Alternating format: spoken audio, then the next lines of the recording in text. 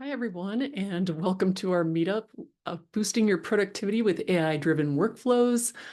This part is a re-recording of the intro because I forgot to hit record on the original, but we will stitch it together with the rest of the meetup, which is only about 5 or 10 minutes in, and then you'll be able to see the full meetup that happened.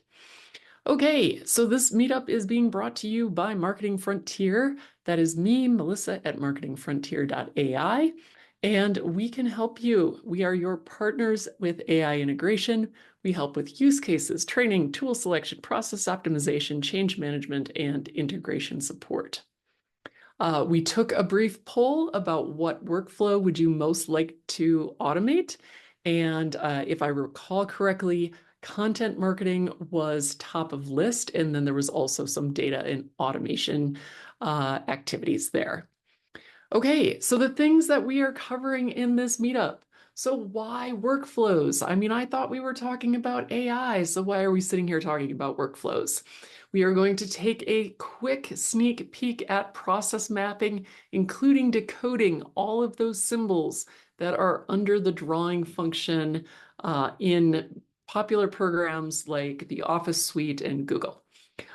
We are going to, Jason Cormier, our special guest, is going to take a look at powering content processes with a knowledge base. He's going to show you how to do that. We're going to talk about AI integration in a content workflow, and we'll do a little bit of Q&A. So today we have myself. I've already introduced myself through marketingfrontier.ai. Feel free to connect with me out on LinkedIn. And we also have Jason Cormier. He is also here in Boulder, and he is the founder of AI Marketing and AI Leaders Forum. Rich history, has founded many companies successfully and is now leaned in hard to AI. And on the original recording, he told this engaging story about how he had been asked to do by a CMO to do a marketing plan. The CMO then ran that plan through ChatGPT, which asked some really intelligent questions. And it was an aha moment for Jason on why he had to pivot into this AI space. And he has been a leader in the space ever since. So happy to have him here today. All right, so why would we even look at workflows? One of the reasons is I believe it is one of the 5 most overlooked skills for marketers. And that was last month's webinar. We did take a look at these 5 skills in depth, and one of them was this notion of process optimization, because when we are taking a look at workflows, we want to optimize them before we even start to look at AI, integrating AI. Other things we don't want to automate are miscommunications, right? So AI is not going to help with some of these things. We still need to make sure that we're aligned and that we have good communication flows. Having said that, there are definitely things that we do want to automate, and we want to make sure that we are leveraging AI's ability to speed up that decision making, to improve team collaboration, to eliminate those mundane tasks that are taking us way too much time. And Lord knows in marketing, there's a lot of those. All right. Okay, so then we talked about the importance of process. And I know that for me, I'm going to just jump to this.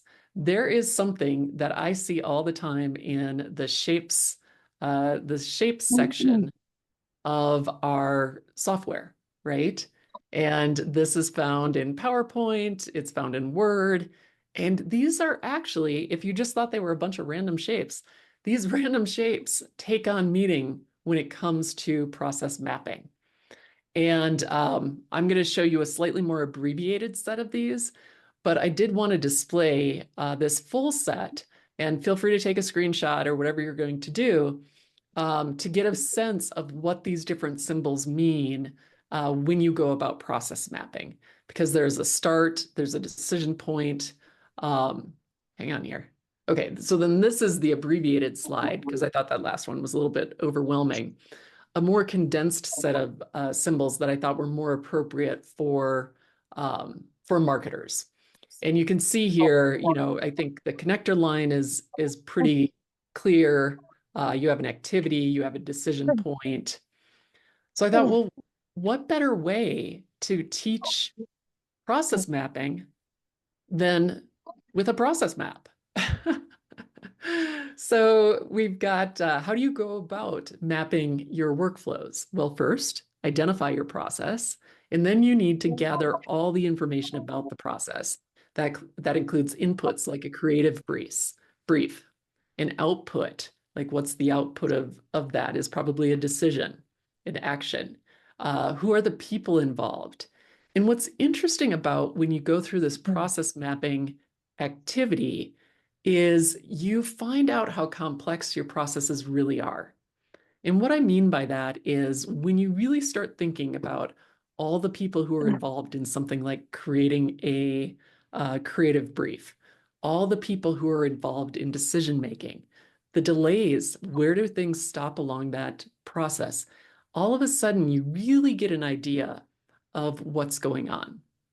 You have to define the scope.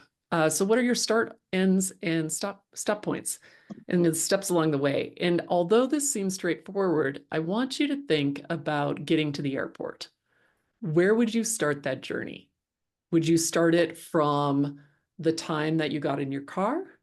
Would you start it from the time you had to set your alarm in the morning? Would you set it from the time you packed your suitcase the day before? And so defining the scope is really important. And I would encourage you all to make sure that your scope doesn't get too big. It's better to start small and add to it than it is to go big and try and map the universe. Okay, so we know what we're mapping. We know the people. We've defined the scope.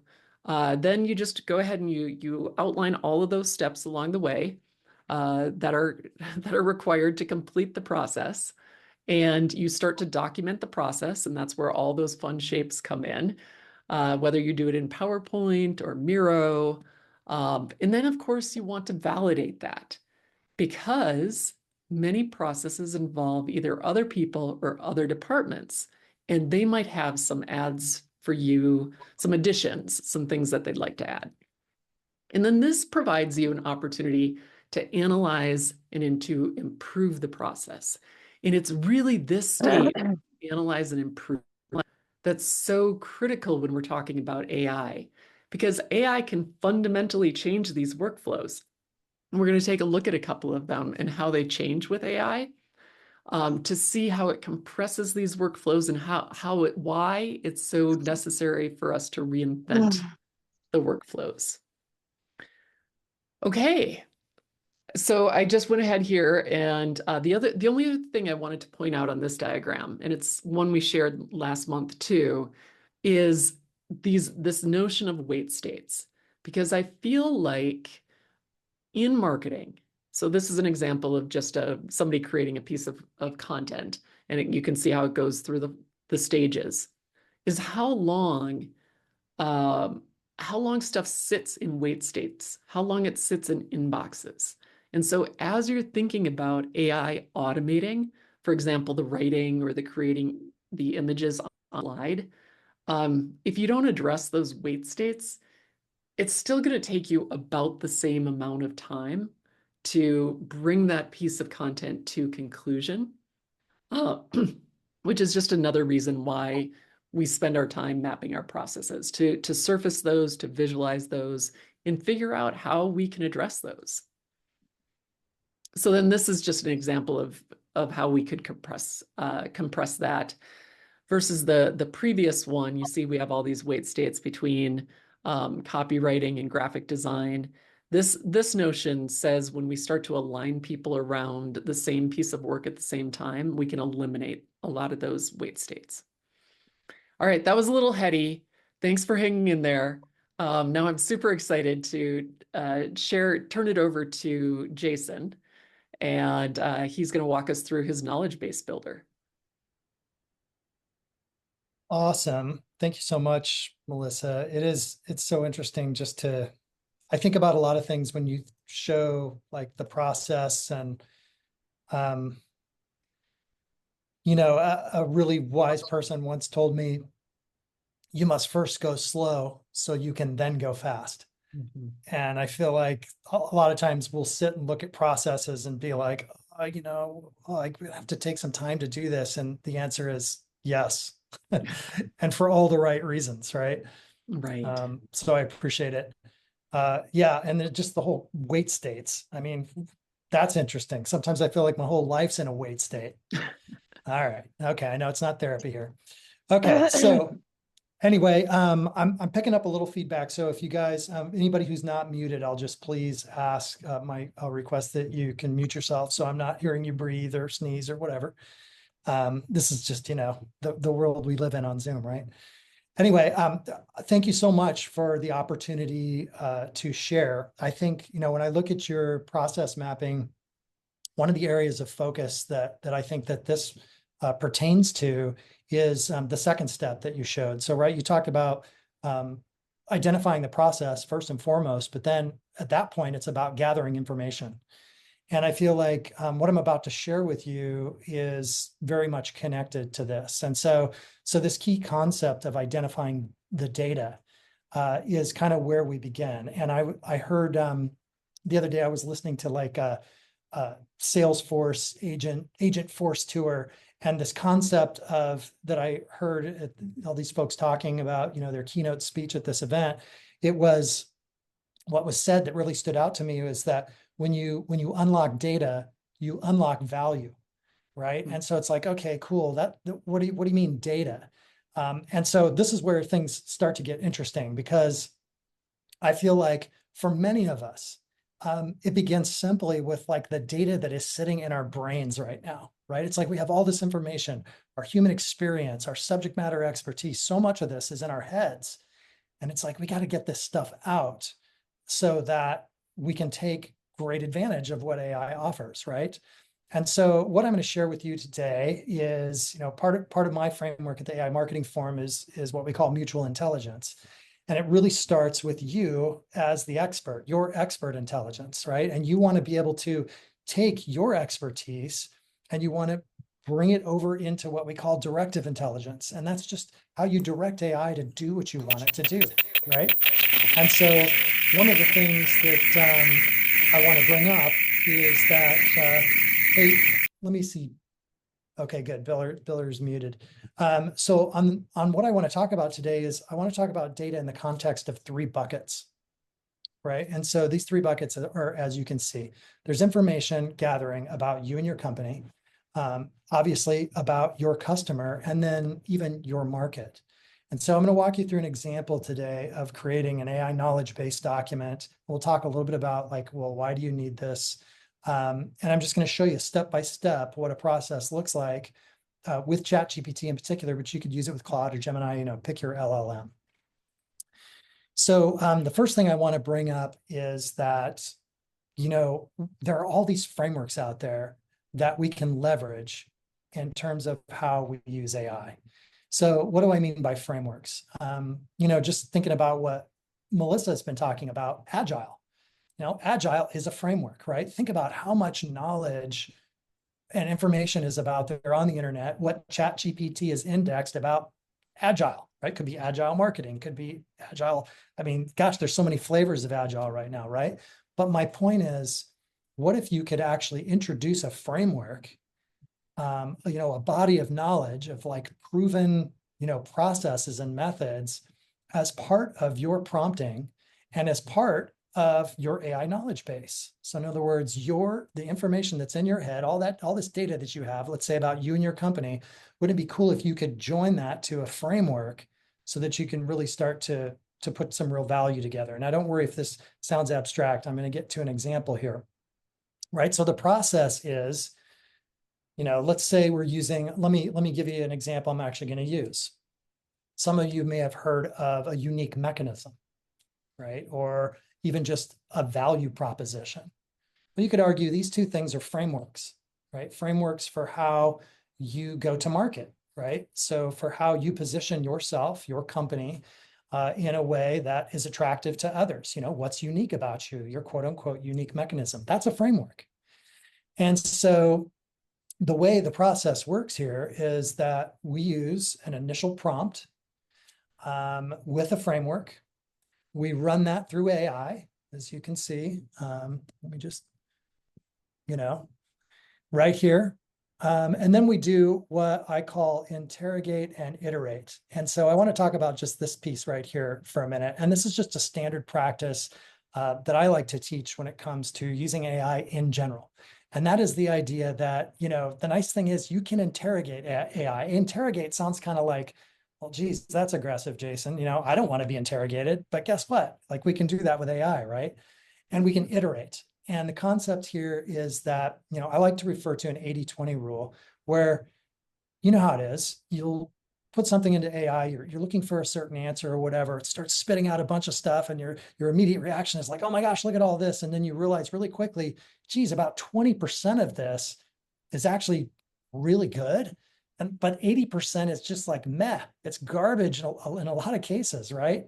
And so the idea of interrogate and iterate is recognize that, especially on your first try with AI, and I know the models are getting better, and that's great. But I just got to tell you, in my experience, it's kind of 80-20. I expect that 80% of it's going to be average at best. 20% of it, I'm really going to want to dig in on. And that's the part that I want to iterate on to get the most value out of AI. Okay, you with me so far? So let's talk about what's next in this process that I'm introducing. So now what we want to be able to do, after we've worked with the framework, we've given AI an initial prompt, we've gotten some answers from AI, we're going to interrogate and iterate.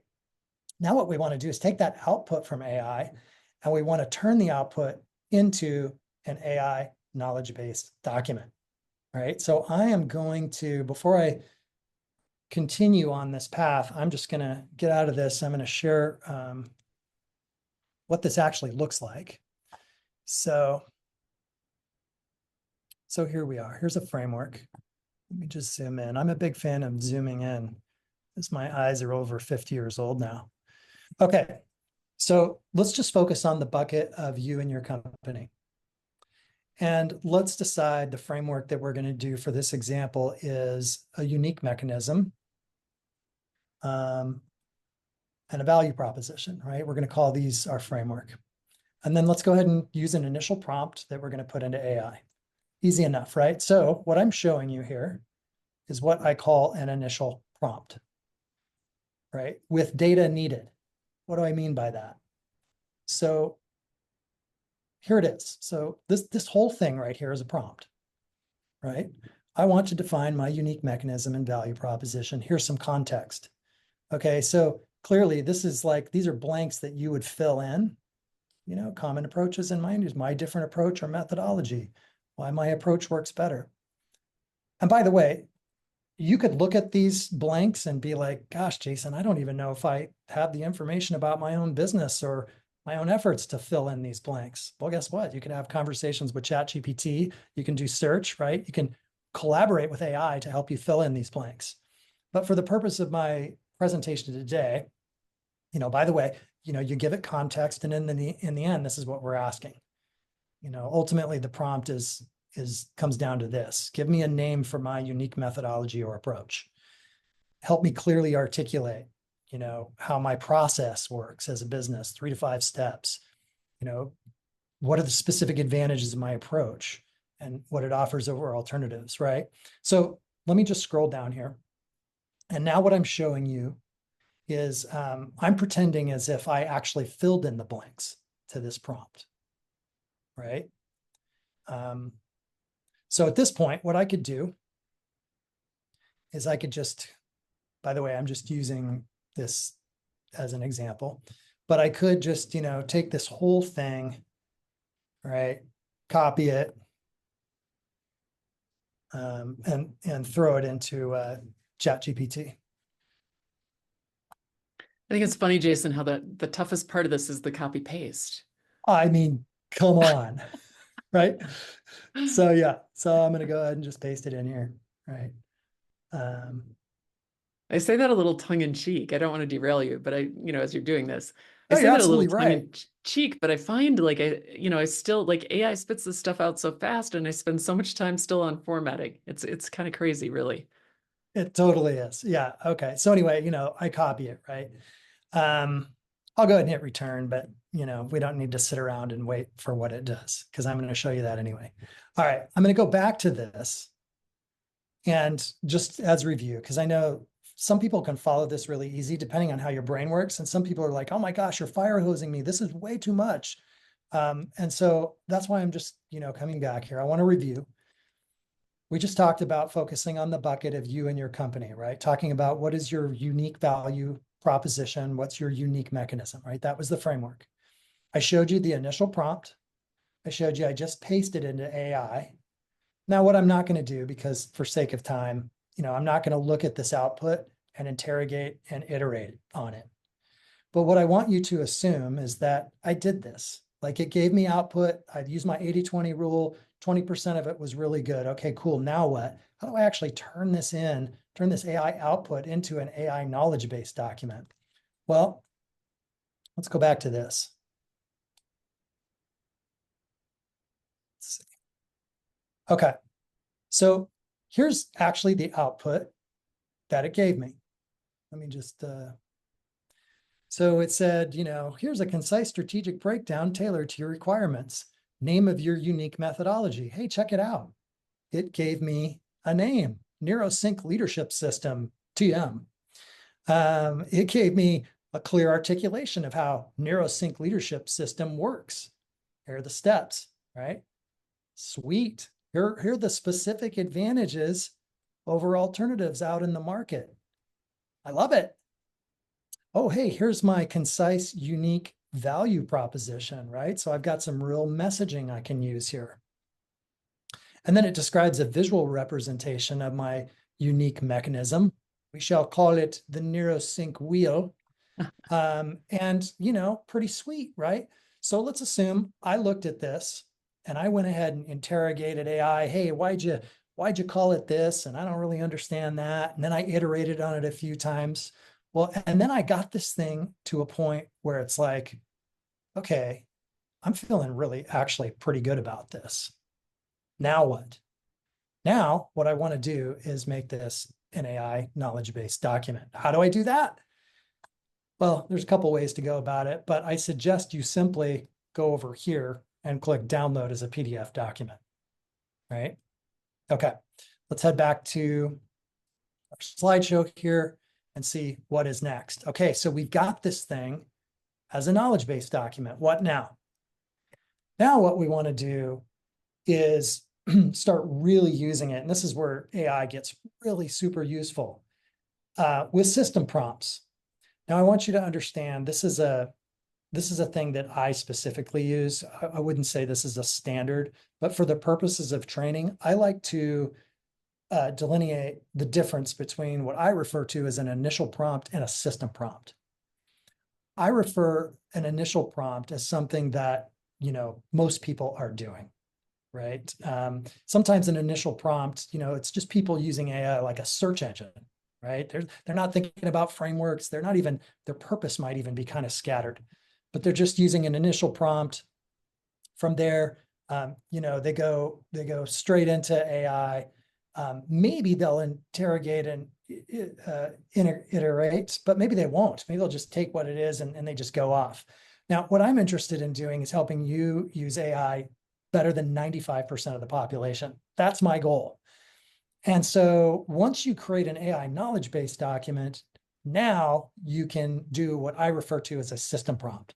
And a system prompt looks like many things based on how you create it. But the idea here is that what makes it a system prompt instead of an initial prompt is that you are working with an AI knowledge-based document. That's it, right? So now you can repeat. You take that system prompt, you put it into AI, and then once again, you interrogate and iterate. Why are you doing all of this? Ultimately, it comes down to two things you're really looking for. You're looking for AI to help you make better decisions, right? You want to make awesome decisions, or you're looking to it to do awesome tasks for you, like automation, right? And you want it to be really super effective for you. So let's just look at back to our framework. let me show you an example of a system prompt so you can see the difference. Okay, so here is the system prompt that I created. I give it a role. You are a differentiation specialist. Is there such a thing? I don't know. Who cares? But I'm telling it what it is, right? You could pick a different, something better than this, right? You could give it more, you're a chief marketing officer, whatever you want to give it, right? But I love starting with this in terms of just great prompting practices. You are differentiating, helping me communicate my unique approach. Use the uploaded unique mechanism document, right? That's that AI knowledge base document that we PDF'd.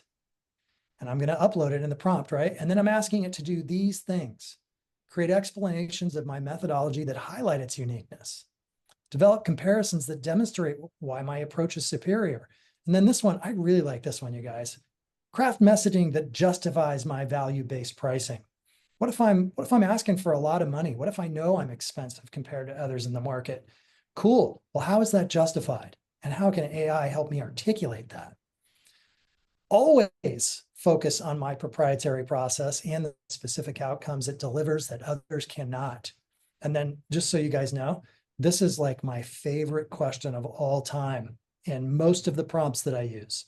Before you proceed, ask me what specific aspect of my mechanism I'd like to emphasize. Or I say, before you proceed, ask me clarifying questions. That's actually my favorite thing that I add. I was a little more specific with it here, but I always say before you proceed, ask me clarifying questions. Okay, so that's a system prompt. Now, let's see what actually happens. What I did is I linked to the actual conversation inside of ChatGPT so you could see this in action. Okay, so here's what I did. Here's the system prompt right here, right? And what you'll see, you can't actually see it here, but I uploaded that PDF, right? How did I do that? I came over here, I said upload from computer, and I uploaded it, right? So now I've got a knowledge-based document that I'm working with this thing.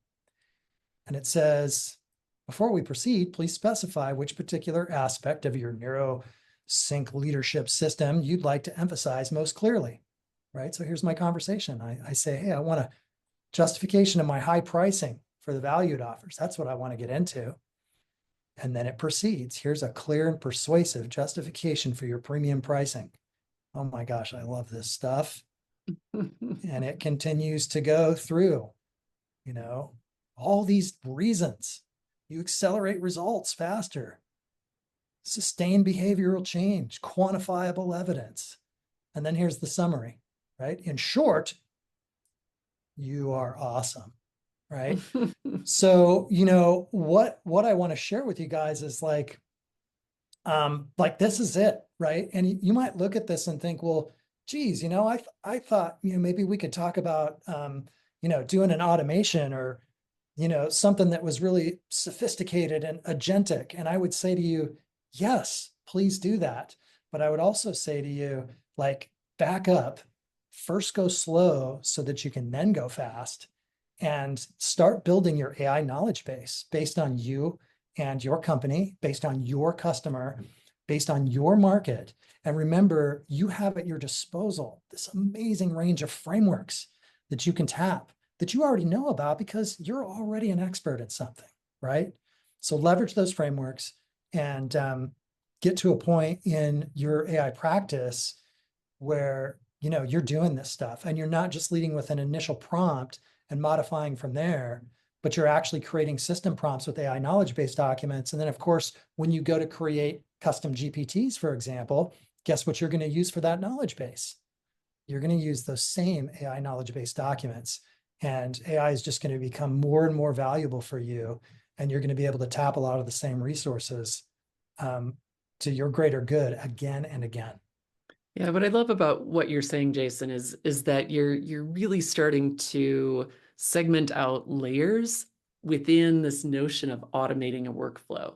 And one of the layers that I'm hearing you talk about is the training of AI. that we as humans, the AI digested the universe, good, bad, or otherwise. And so it can't, like, if you don't give it that specific direction and you don't train it, you're going to get that inconsistency of answers, inconsistency of responses. And so by using things like these publicly available frameworks and then training it on your business and integrating that into a custom GPT or whatever project that you're using, is really how you set the stage for getting repeatability, consistency, and integrating AI into your workflow in a really meaningful way. It's so true. It really is. And this stuff, when you look at like the demo that I did, it always looks easier when somebody demos it, Yeah. but I will tell you, this is not hard. You just have to like sit down, get into some, deep focus for a short period of time, and make it happen, and then start making it a habit. And you'll just Mhm. see, I mean, it is exponentially better, the value that AI is providing for you when you work with it this way.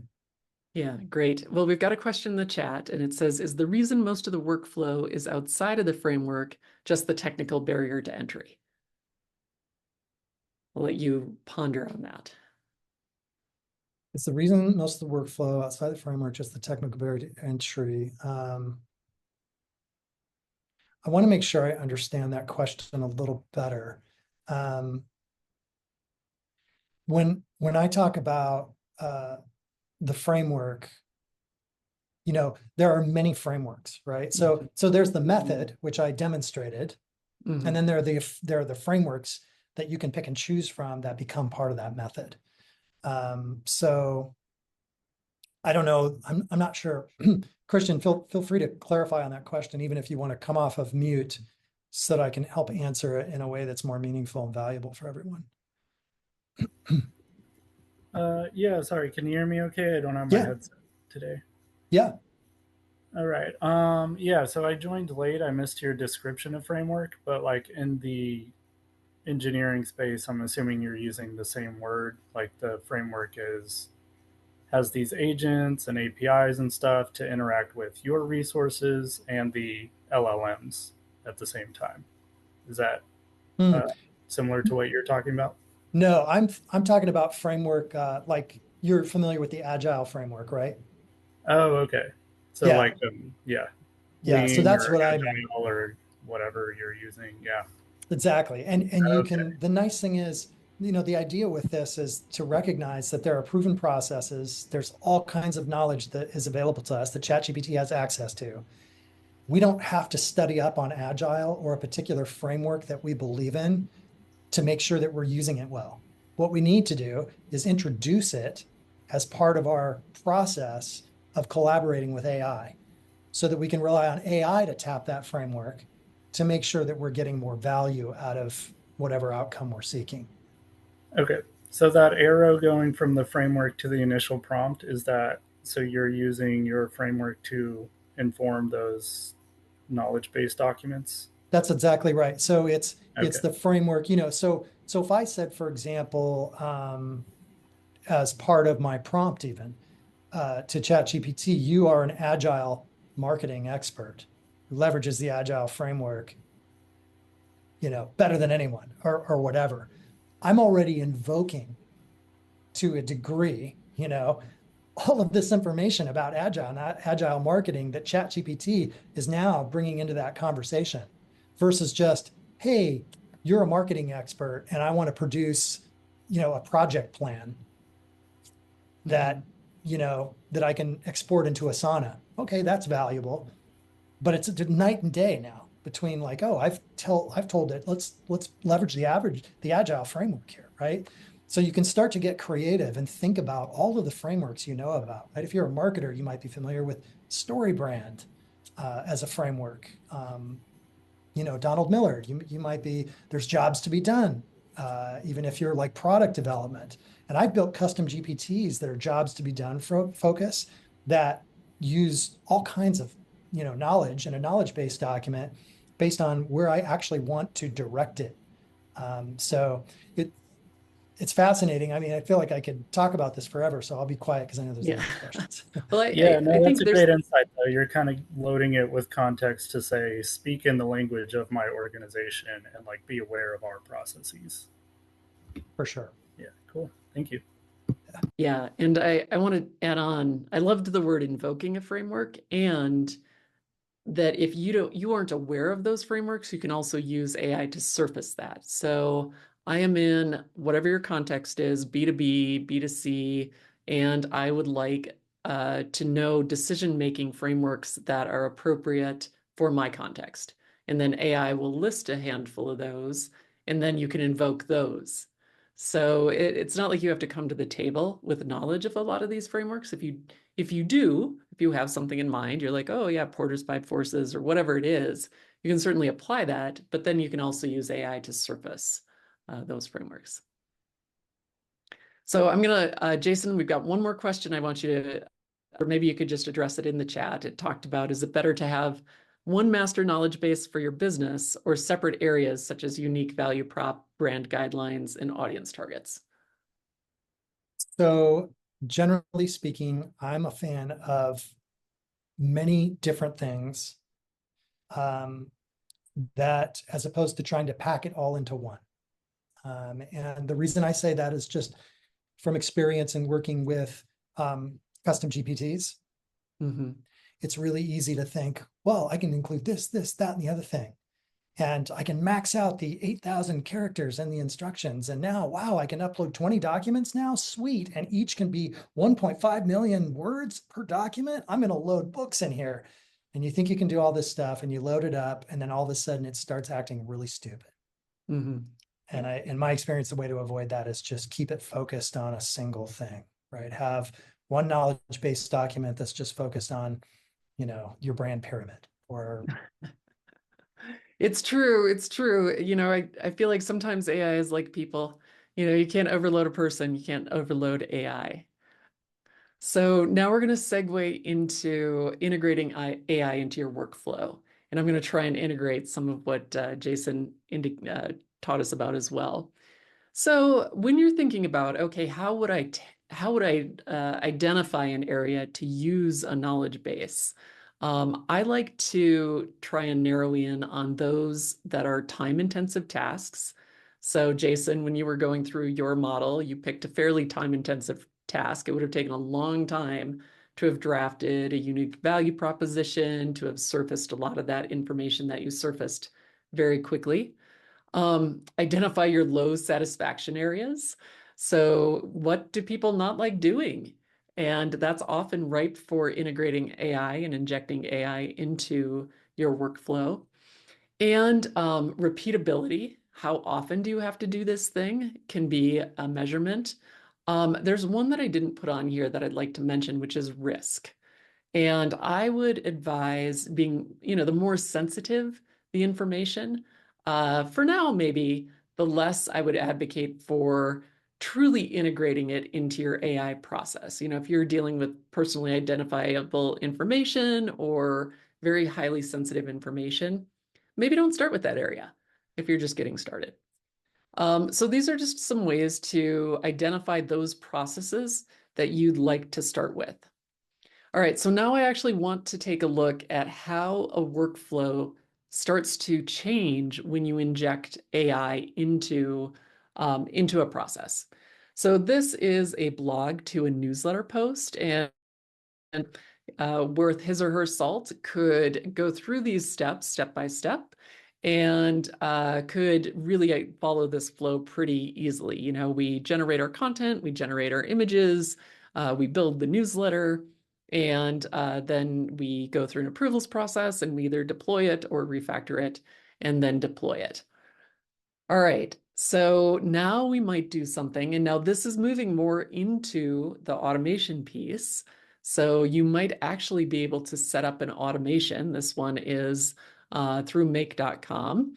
And you can see here how you could start with an RSS feed or an RSS feed from your website, put it through ChatGPT, and then how you can see here, it actually routes through multiple ChatGPT uh, prompts in order to classify the article, rate the article, hosting it through to a Google Doc where you could have an approvals process.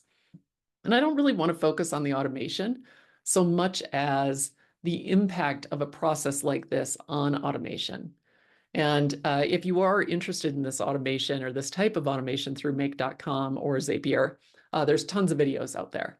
And so feel free to go on YouTube and you could Google this one or another one. But I just wanted you to be aware that it does exist. You can automate your workflows like this. And here's how your process map starts to change. So you go from, I want to just back up a couple here.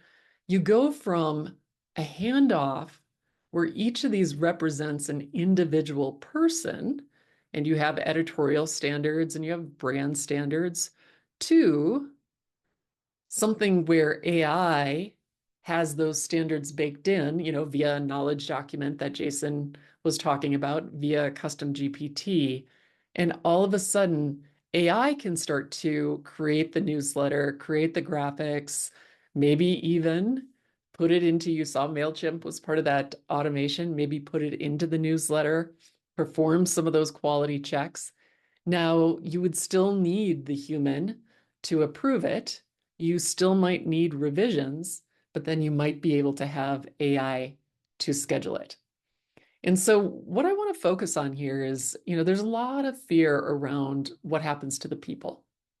And you might say, like, what happens to the people? We needed a person to write, we needed a person to create graphics, we needed all these approvals. And what I'll say is that, and I should have put the people on here, because you still need people to create these automations, to maintain them. Every time an AI model switches around, a lot of these automations break. You need humans to monitor these automations. And then obviously you still need humans to program in the brand guidelines, to build those custom GPTs. You need humans to still be approving the newsletter. Ideally, you've freed up humans to do more of this learning, and that, this reactive learning that we've been doing moves into a much more proactive stance and much more interactive. But you can really see how these processes start to change with the integration of AI automation. And we have some recommendations in the chat. Yeah, N8N as an alternative to Zapier and Make. Nice. Like that. I have not played with that personally. And then I've got a couple slides here as you're thinking about your own marketing process use cases that, feel free to do a screen grab of this, where if you're looking about, well, where could I inject some AI into my processes? Here's some ideas. I do see layout design on there. It is getting better. I mean, I used Gemma.app to help create some of these slides. So there is some layout out there, image generation, channel specific formatting. There's all kinds of good use cases. And I would like you to think about streamlining your approvals processes with AI. How can you use AI to do things like help you to not only draft the submission, but automatically flag potential issues? How can you use it to so that the humans are only focused on those things that that really matter? How can you use it to push things out automatically once they're approved? We're looking at ways to improve workflow. And I don't know about you, Jason, but for me, my marketing, that's a combination of marketing and backlog. My marketing backlog just never ends. There is absolutely more to be done than I could ever do. And so I do feel like AI in marketing will allow us to get through more of this never-ending backlog than we've ever been able to do before. Okay, I want to leave you guys with some action plans and next steps, and then we'll open it up and we'll address some of the questions in the chats. So I would encourage you to audit your current workflows, find those opportunities for AI integration, find those opportunities to eliminate some of those wait states, even if it's implementing just one AI tool. Start with like one of those single high impact areas, because I think that is a powerful piece that may be missed by some organizations, because you want to understand what AI is doing for you. And without that, you end up with random acts of AI, which is like a cousin to shiny object syndrome, where it's cool, but did it really move the needle? And then, of course, integrate your learnings and repeat. All right. What questions do we have? I think there might be one or two in the chat. So there was a question way back, Jason. I don't know if you responded to it, which was like, for your knowledge base, is there a setup that works or responds better in a particular AI, like ChatGPT versus Claude versus some other platform? I mean, with Gemini, it's gems, with Claude, it's projects. Each has the opportunity for you to essentially create that, that knowledge-based document. So I wouldn't say that one works better than another. However, as a matter of practice, I'm constantly trading knowledge between different LLMs and getting, Claude's take that I'll then, go to ChatGPT and says, well, Claude says this, or I'll just copy and paste what Claude gives me and, have them play off of each other. One thing that might be helpful, Melissa, are you okay if I share my AI knowledge base builder GPT? Sure. Yeah. Okay, because I can just put a link in the chat. That just provides a bit of a shortcut to doing the process that I shared with you all. And so I just put it in the chat. But what you can do is, you just click on that and then click Let's Get Started, and it'll organize for you based on you and your company or your customer or your market. And you can start to, even if you just have rough notes right now, the semblance of an AI knowledge-based document, this will help kind of get you to the next step. So that's a cool little tool to use. Cool. Phil, do you want to come off mute and maybe share a little bit more about N8N? Sure. I can try to get my camera here going. Not sure if my green screen's set up. Great. N8N, I've dove in and tested a little bit, and it's just a cheaper entry to barrier entry. There's a great resource called Nate Herc, which is the main reason that I started with N8N. It's an area where I think there can be a lot of instruction and people who are maybe new to instruction. But Nate does a great job kind of breaking down the principles. And so honestly, I just started with N8N because it was free and had those videos. So I just suggest it does take a while to actually build these things, but I think it can be really useful to get your hands dirty, watch some of these videos, and at least understand where this stuff is going. And I felt basically it was because of the presenter more than the resource and the kind of foundational education he gave more than my use cases right now. Sounds great. Thanks for adding that. Yeah, thanks. And then Sebastian or Jeremy, do you want to elaborate on the tools you mentioned? Yes, sure. Thank you. Can you hear me? Yeah. Yeah. Okay. Yeah. So my video is not working, but basically, LinkedIn Helper has been a great tool because it does automate everything that used to be manual. I'm sure there's other tools that you guys may use, or you could share in the chat. Some people have kindly shared some ideas, some tools. Do you have any others? This one is just wonderful because honestly, there's no added value to have the human click on and write messages on LinkedIn. Do you have anything similar you could share? No, and in fact, I have a question for you because some of those tools can really get you in trouble with LinkedIn. Because LinkedIn, it's against their terms of service to use automation. So I'm curious if you've run into that or how you might address that. Yeah, well, this application has been following or going around the policies of LinkedIn. I've used it for over 1 year, and I've never had issues. There's a limit, a daily limit, and it does type in a very and mechanical way, like if it were a human. So it's taking a lot of precautions. And yeah, I'm having I mean, I've increased my network by 2,000 people, and LinkedIn has not said anything about it. So I think it's quite good. I would recommend it. Of course, my LinkedIn account would not be something I could put at risk.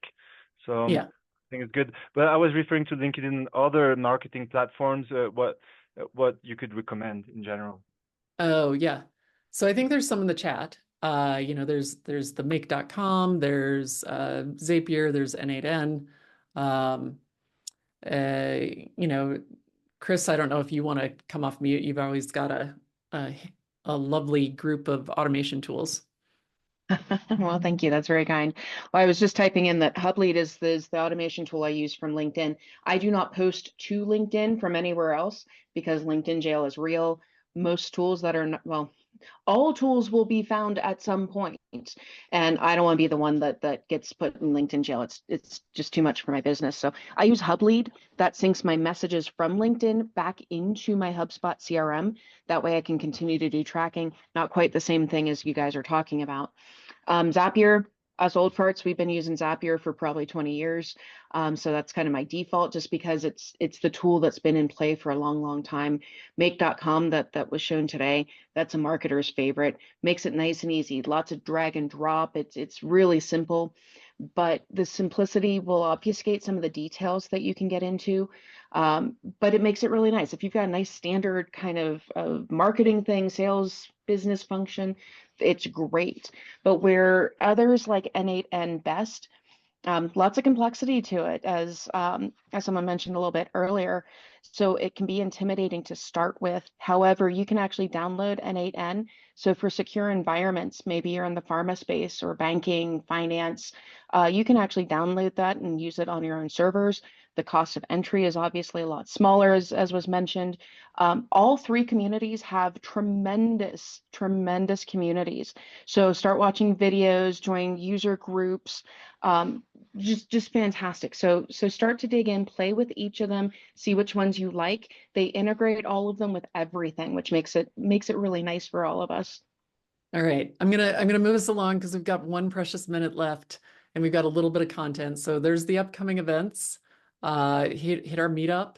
Jason, tell us about the community.